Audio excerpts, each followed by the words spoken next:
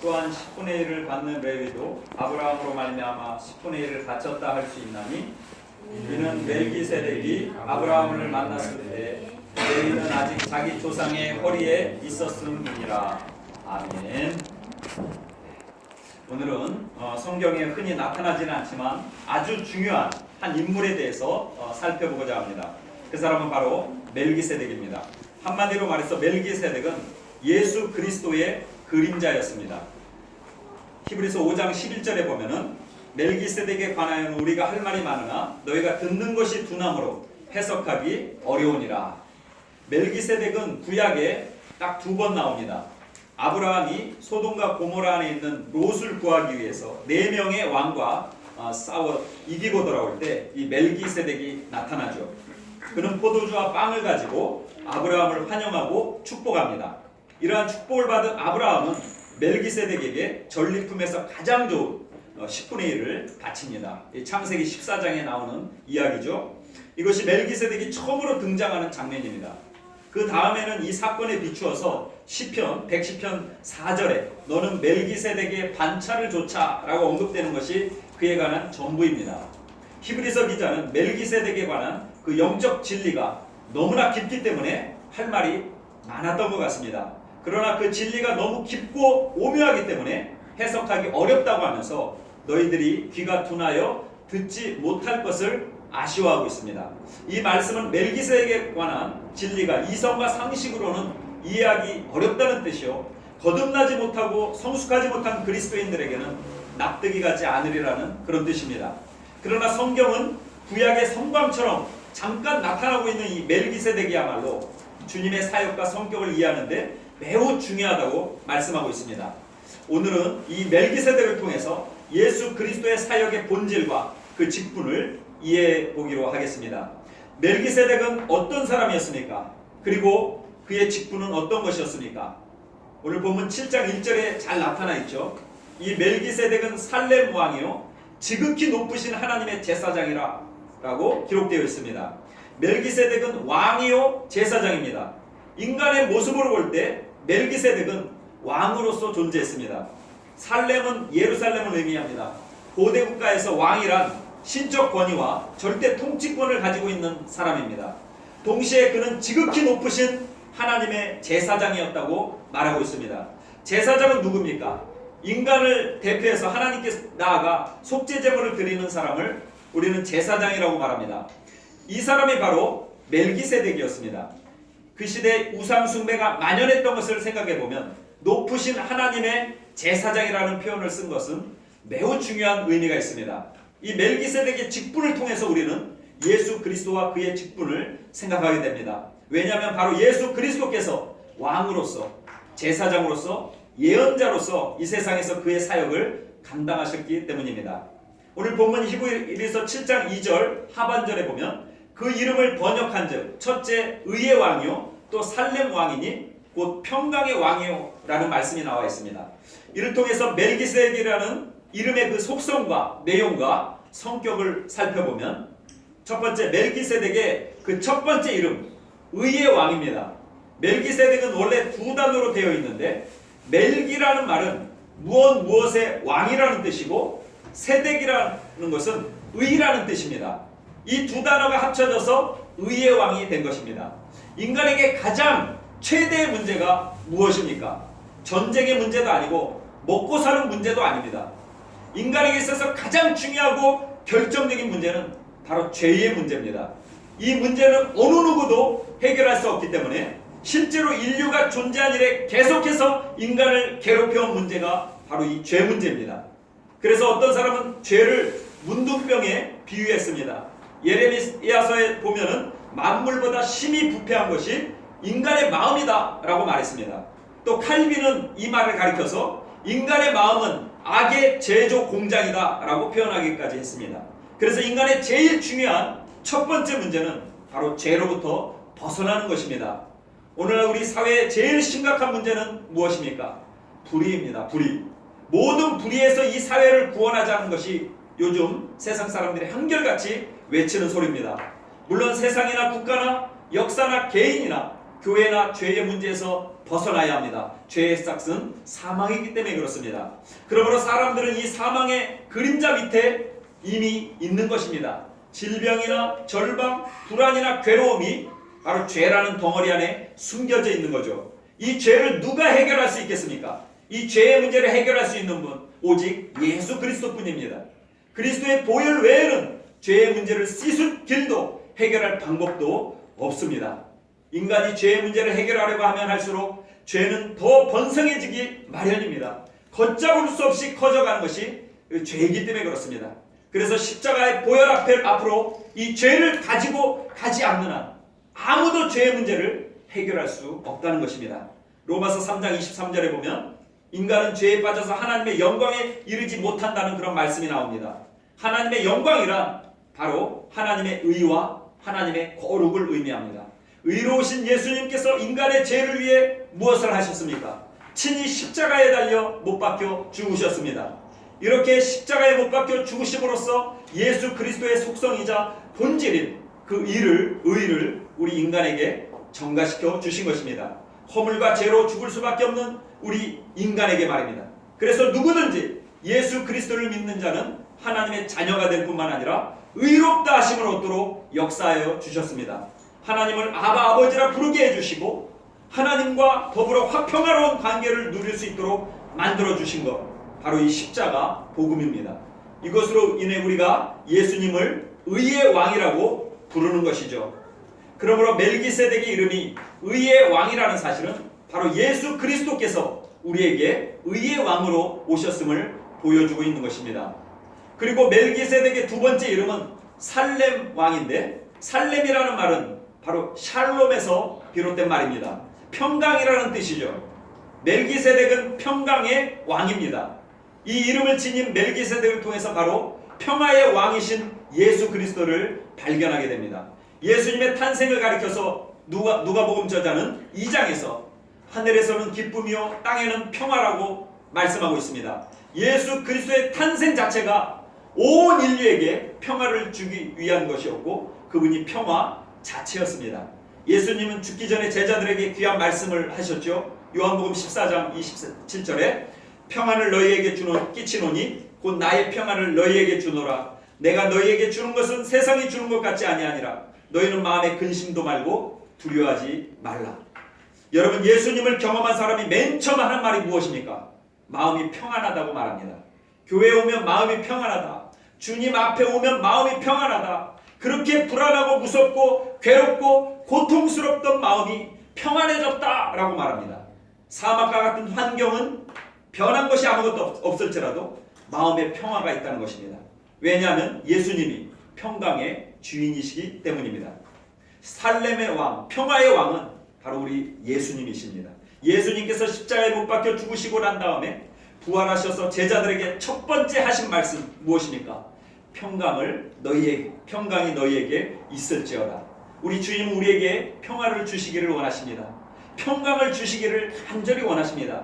이렇게 의의 왕이란 말과 평강의 왕이란 말은 아주 중요한 단어들입니다.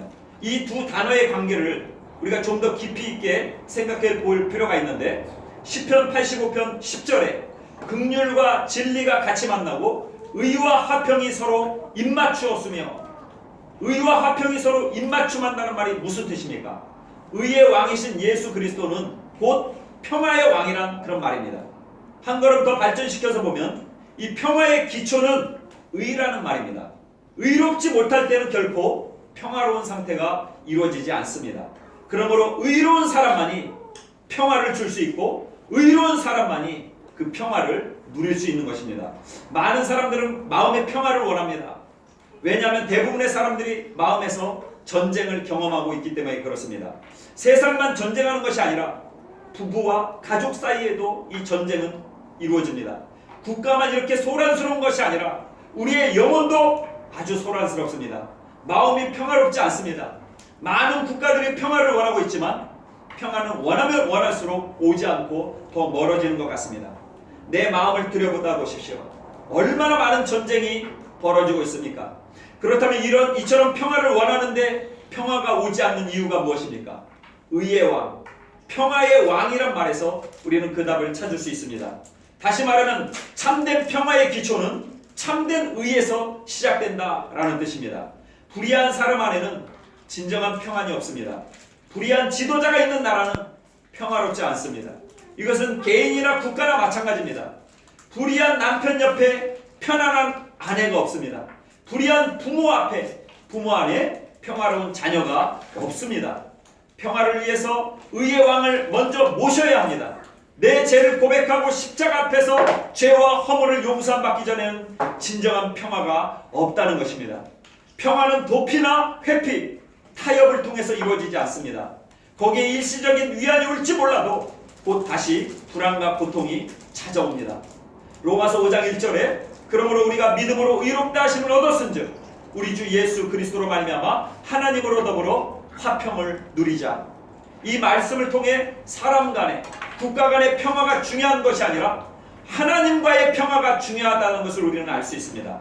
하나님과 먼저 평화를 누리십시오. 그러면 여러분의 아내를 사랑하게 될 것입니다. 하나님과의 평화를 누리십시오. 여러분의 남편을 진정으로 사랑하게 될 것입니다. 하나님과의 평화를 먼저 누리십시오. 여러분의 자녀와 여러분 주위의 모든 사람을 사랑하게 될 것입니다. 하나님과의 평화가 모든 평화의 기초임을 성경은 이렇게 분명히 말씀하고 있습니다. 그리고 이 멜기세덱을 통해서 깨달을 수 있는 또 한 가지가 있습니다. 그것은 멜기세덱이 아브라함에게 축복을 해주었다는 사실입니다. 우리 주님은 우리를 축복하기를 원하십니다.